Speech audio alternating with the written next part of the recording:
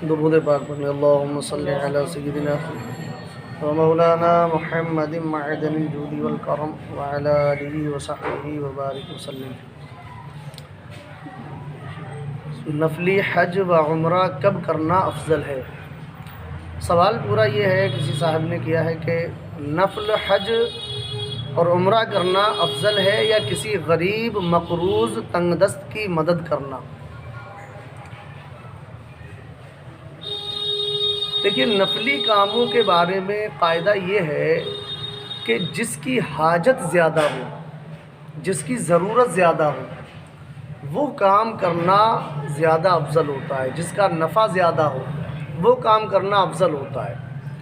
اب جیسے ہم دیکھتے ہیں ہمارے سماج میں الحمدللہ بہت سارے لوگ عمرے کو جاتے ہیں، سال میں کئی مرتبہ، دو تین مرتبہ تک چلے جاتے ہیں۔ اللہ نے استطاعت دی ہے تو بہت اچھی بات ہے کہ سرکار کے روضے کی زیارت ہوتی ہے اور بیت اللہ شریف کی زیارت ہوتی ہے، بہت اچھا کام ہے، کار ثواب ہے۔ مگر ایسا شخص جو عمرے کو کئی بار جا چکا ہے، اس کے رشتہ داروں میں، اس کے پڑوسیوں میں، اس کے عزیزوں میں اگر کوئی ایسا شخص ہے جسے اس کے پیسے کی زیادہ ضرورت ہے، یعنی وہ تنگ دست ہے، غریب ہے، محتاج ہے، اس کے گھر میں فاقے کی نوبت ہے، گھر میں جو ہے اہل و عیال کسی کے زیادہ ہیں اور اخراجات جو ہیں زیادہ ہیں مگر آمدنی اس کی بہت کم ہے، یعنی وہ پریشان حال ہے، آپ کا پڑوسی ہے یا آپ کا کوئی عزیز ہے، تو بہتر یہ ہے کہ عمرے کو نہ جا کر کے وہ رقم اس کے اخراجات میں خرچ کر دی جائے، اس کا ثواب زیادہ ملے گا کہ اللہ کی راہ میں یہ صدقہ بھی ہے، ساتھ ہی ایک غریب کی مدد آپ نے کی، ایک مسلمان کی پریشانی کو دور کیا، سمجھ رہے ہیں؟ تو اگر ایسی سچویشن ہے، ایسی حالت ہے کہ آپ کے پڑوس میں یا آپ کے عزیزوں میں کوئی زیادہ ضرورت مند ہے، تب تو بہتر یہ تھا کہ آپ عمرے کو نہ جا کر کے یا نفلی حج نہ کر کے اس کی بیٹی کی شادی کرا دیتے یا اس کی کوئی اور ضرورت کو پورا کر دیتے۔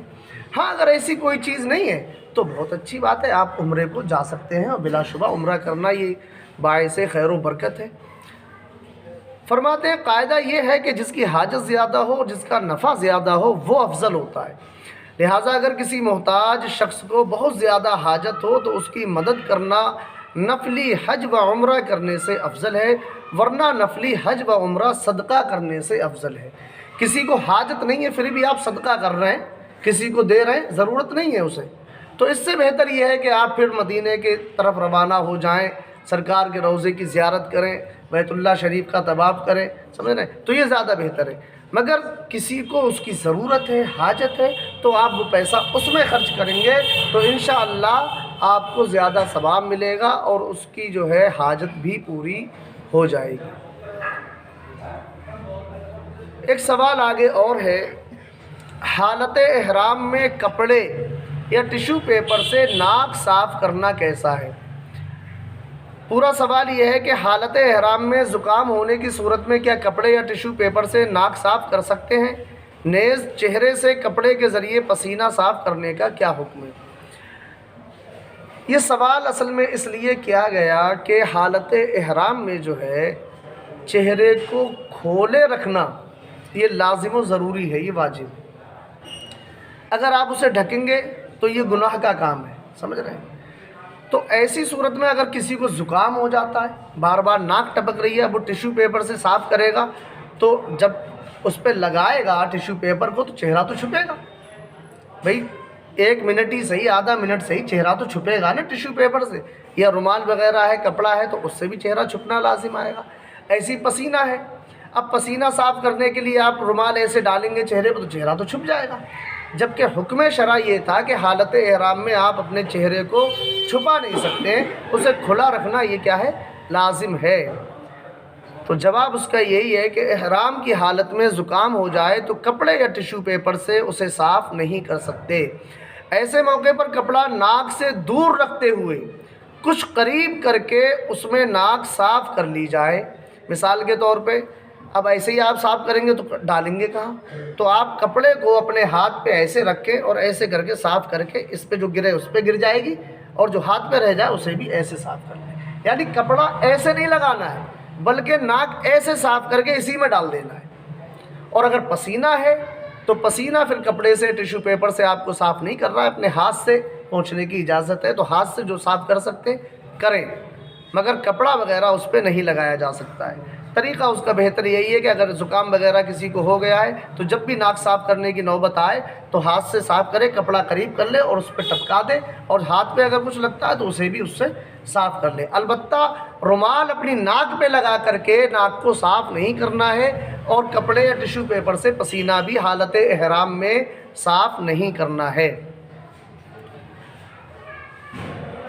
تفصیل اس کی یہی ہے کہ حالت احرام میں محرم پر لازم ہوتا ہے۔ محرم کسے کہتے ہیں؟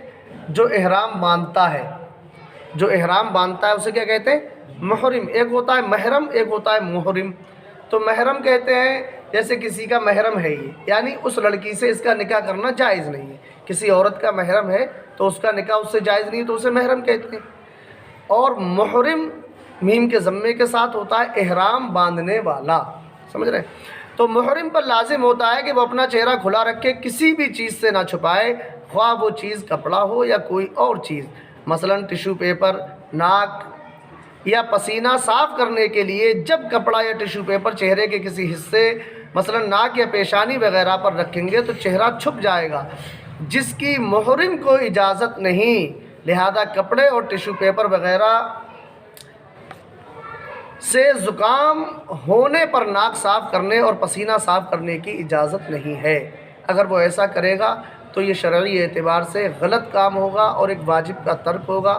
اس پہ لازم یہ تھا کہ اپنے چہرے کو کھلا رکھے، لہذا زکام ہو جائے تو ہاتھ سے ناک